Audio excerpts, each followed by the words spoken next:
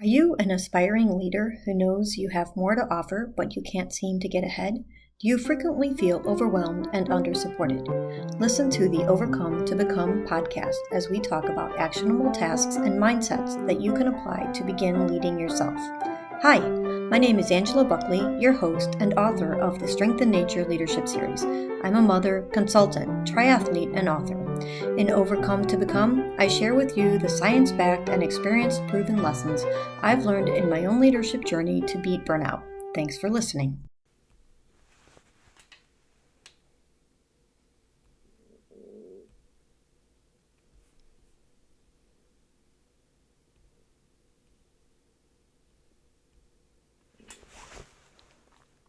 Hello. Welcome back. We are here on episode 2 of season 2 of Overcome to Become. My name is Angela Buckley, and I'm so happy to be here with you this evening as I record this episode. We are going to be talking today about mental overwhelm and what that looks like and how we can overcome. So last time we talked about the physical elements of overwhelm and burnout and how that looks for athletes, but then also translating that into the workplace and everyday life. But this week we really want to focus on a little bit more of the mental elements of that. What does the fatigue look like? What are those warning signs? And what are some of the things that we can do to begin understanding how we overcome that, how we beat that, how we make sure that we don't get back to that point.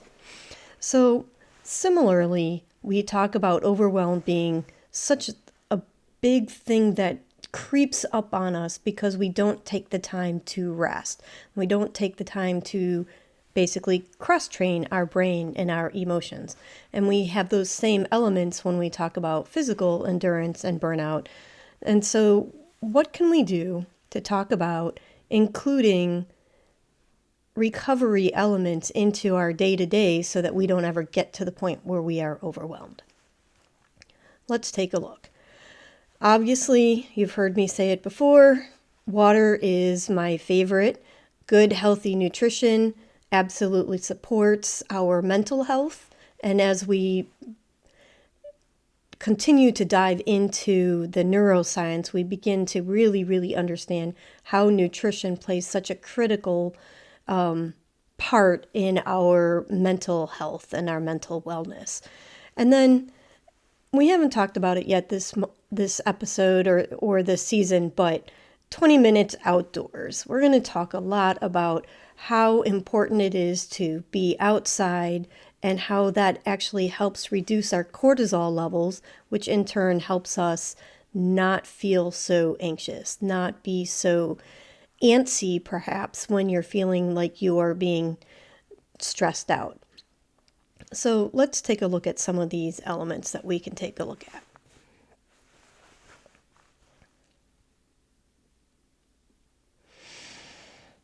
Mental overwhelm feels like anxiousness.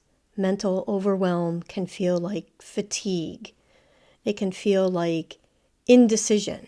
And that's a real thing. Indecision is a thing that becomes decision fatigue when you have to make too many decisions or there's too many options in front of you.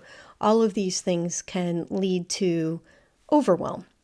And then that constant bombardment of it. And certainly we have seen that in the last couple of years. Again, I like to highlight the importance of supply chain in our world and the amount of decisions that people who have been working in supply chains have been required to make just as a part of their day-to-day. It's one thing to rise up to the occasion. It's another thing to have that introduction of no rest for the weary. It's not okay when we get to that point.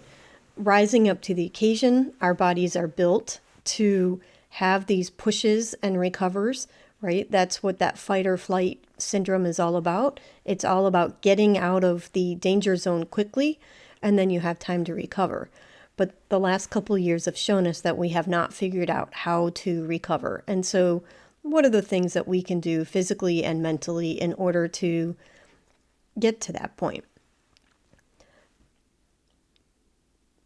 We'll be talking significantly about boundary setting, but one of the things that we can do is making sure that we are willing to say enough is enough and we walk out the door at our allotted time.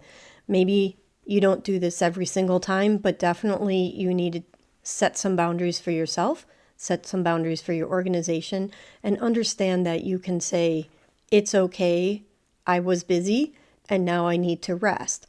I like to talk about guarding your energy. So energy does not just come from itself. It comes from our nutrition.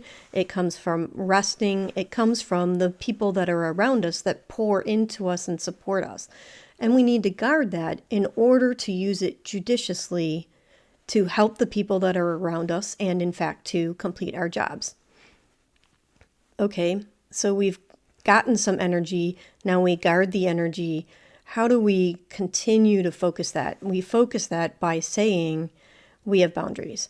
We focus that by saying, okay, I can work late on Tuesday because I have nothing, but on Thursday I absolutely have a family commitment and I am unwilling to give that up because it hurts too much.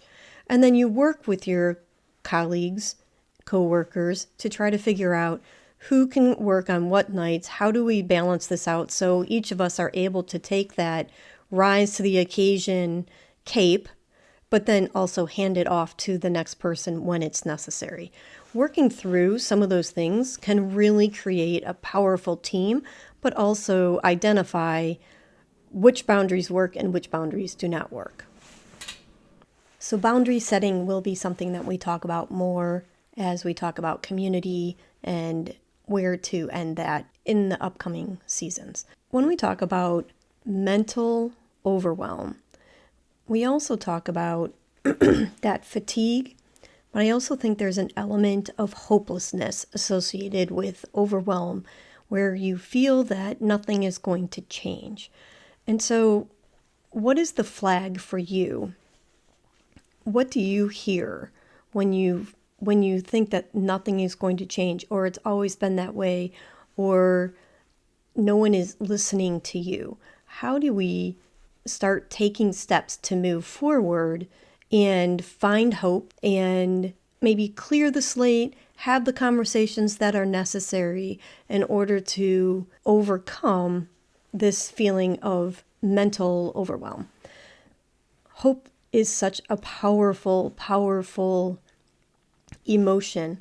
We saw this at the beginning of COVID where people were running to grocery stores and buying toilet paper.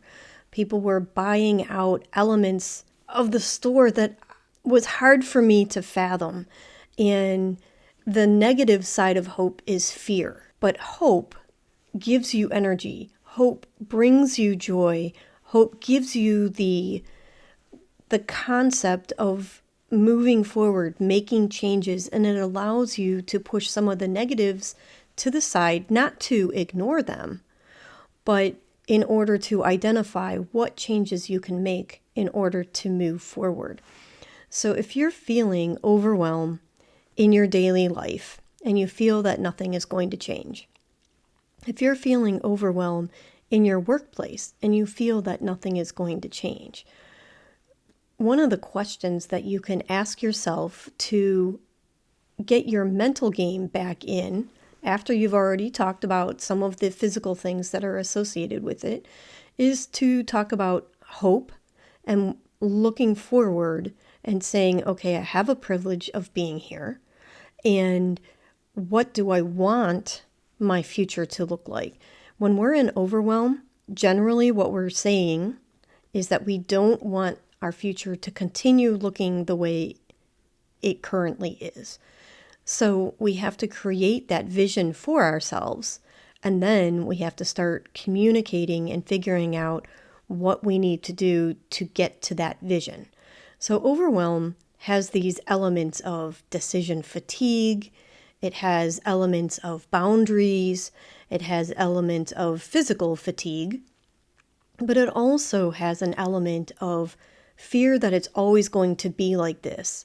And our opportunity is to create the hope that it will not always be like this, and then the action plan that is necessary for us to take care of our own life and to take action into our own hands in order to set those boundaries, create that goal, and move forward. So those are the things that I wanted to talk to you this week about mental overwhelm, some of the topics that we can talk about, specifically addressing the mental element of overwhelm. If you want to learn more about the physical elements of overwhelm, please take a listen to last week's episode. Make sure that you are getting your rest. Make sure you're drinking enough water.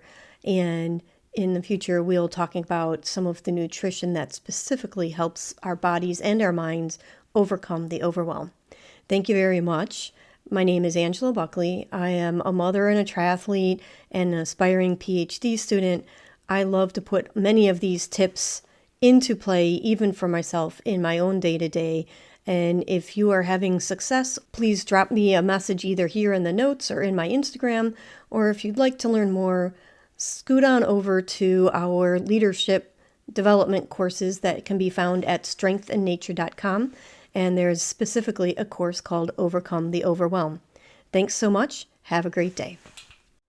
You've just concluded an episode of Overcome to Become, a leadership podcast focusing on leading yourself first. Thanks for listening. I'm Angela Buckley with Creatively Efficient, author of the Strength and Nature Leadership Series. To learn more about mindsets and leadership, follow me on Instagram at Creatively Efficient.